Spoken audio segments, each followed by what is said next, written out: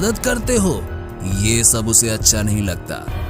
लगभग 5 से 10 मिनट। उम्मीदें इस दुनिया से नहीं बल्कि अपनी माँ से रखो, क्योंकि वो आपको कभी धोखा नहीं देगी। तो दोस्तों, उस प्यारी सी माँ के लिए एक लाइक और सब्सक्राइब जरूर कर देना। और जो उस भोली सी माँ के लिए इतना भी नहीं कर सका, वो कृपया वीडियो को यही छोड़ दे साथ। अपनी प्यारी सी माँ के लिए ये वाला। इतना सुनते ही माधव सेठ वहाँ से जी जान से भागता है, ये सोचकर कि आज उसका अंतिम दिन है। फिर माधव सेठ जंगल की ओर भागकर अंदर घने जंगल में जाकर एक पेड़ के पीछे छिपकर बैठ जाता है।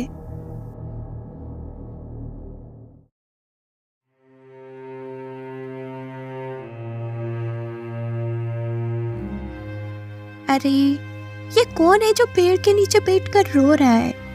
कोई मनुष्य बड़ी मुसीबत में लगता है। चलो चलो उसे जाकर रोने का कारण पूछती हूँ।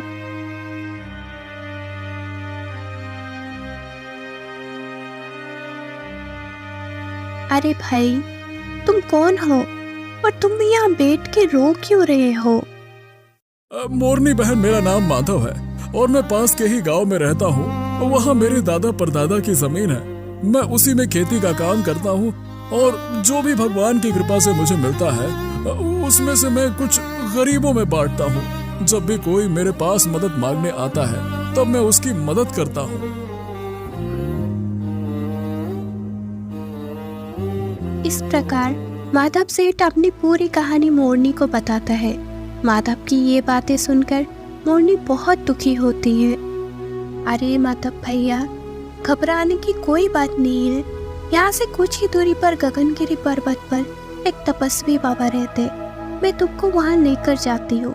वो जरूर कुछ ना कुछ तो समस्या का हल निकाल ही देंगे।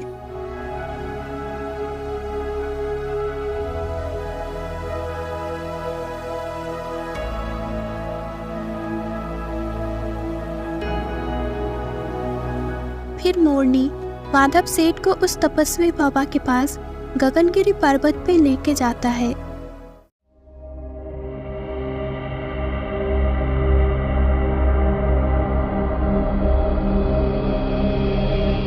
बाबा, आंखें खोलिए बाबा, आपके चरणों में एक मनुष्य सहायता मांगने के लिए आया है।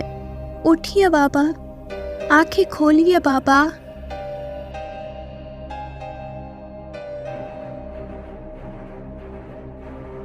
फिर माधव सेठ अपनी पूरी कहानी उस तपस्वी को बताता है और बताता है कि अगर वो वापस गांव लौट भी गया तो कभी न कभी कालू सेठ उसे जान से मार ही देगा। हे गुरुदेव, मेरा मार्गदर्शन करिए। मैं तो सच्चे मन से गरीबों की मदद करना चाहता हूँ, लेकिन समाज में कुछ ऐसे लोग हैं जो ऐसा करने से मुझे रोक रहे हैं। अब मैं क्या कर सकता हूँ?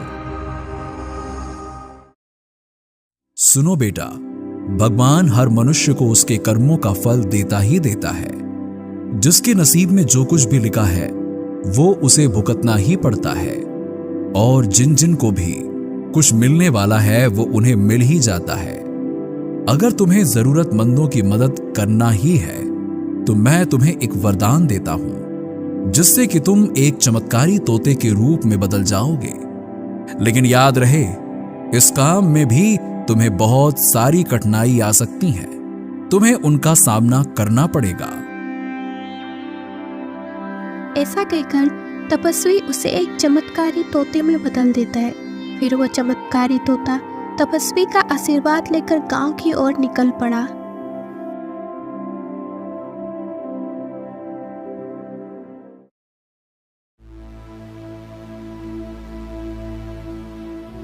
हाँ, 2 दिन से काम ढूंढ रहा हूँ, काम ही नहीं मिला। घर पर बच्चे भूख से तड़प रहे हैं। घर में खाने के लिए अनाज का दाना तक नहीं है। हे भगवान, ऐसे में मैं क्या करूं?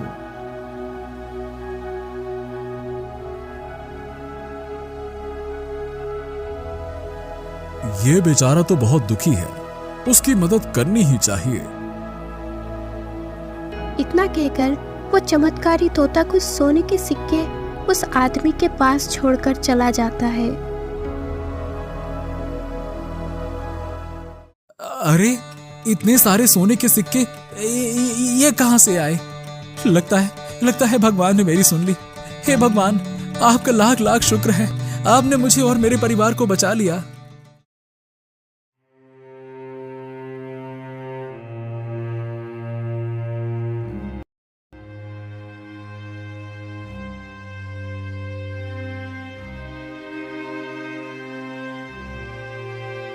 हे प्रभु, कुछ तो दया करो।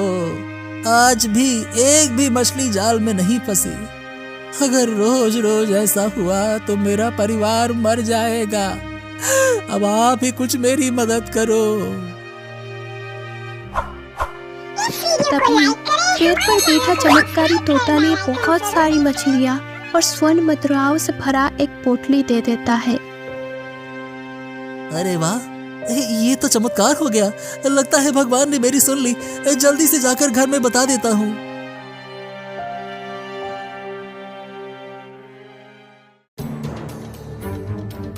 एक दिन बहुत सारे कौवे उस तोते के पीछे पड़ जाता है। कौवे तोते को चोंच मार मार कर घायल कर देता है। तोता आकाश में उड़ते उड़ते बहुत थक जाता है और एक खेत में जाकर गिर जाता है।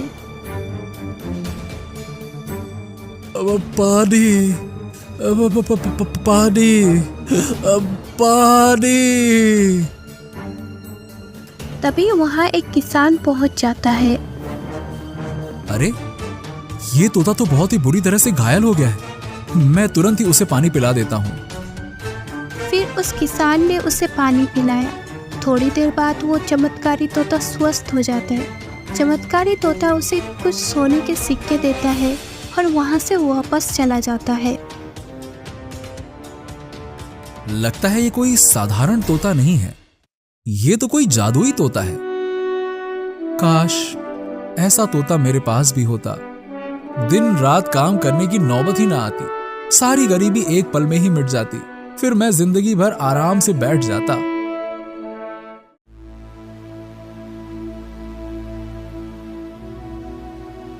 अरे भाई, पता है, कल जब मैं पेड़ के नीचे बैठा था तब किसी ने मेरे पास आकर सोने के सिक्के छोड़ दिए और चला गया। अरे सुनो सुनो, मेरे साथ भी कुछ ऐसा ही हुआ है। जब मैं मछलियां पकड़ने तालाब के किनारे गया था तब मेरे पास भी कोई बहुत सारी मछलियां और सोने के सिक्के छोड़ गया।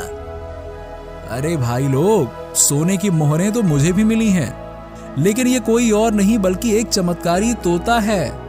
कल जब मैं खेत में काम कर रहा था तब मुझे वो तोता तड़पता नजर आया। फिर मैंने उसे पानी पिलाया, फिर उसने मुझे सोने की मुद्राएं दी। ये एक जादुई तोता है जो सबको सोने की मुद्राएं दे रहा है। भाइयों, अगर हम सब मिलके उसे पकड़ लेते हैं तो हमारी तो निकल पड़ेगी। फिर हमें काम करने की जरूरत नहीं, सारी जिंदगी बैठ के आराम से खाते रहो। क्या कहते हो? बात तो तुमने एकदम सही कही है भाई। अगर ऐसा हुआ तो हमें कुछ काम करने की जरूरत ही नहीं।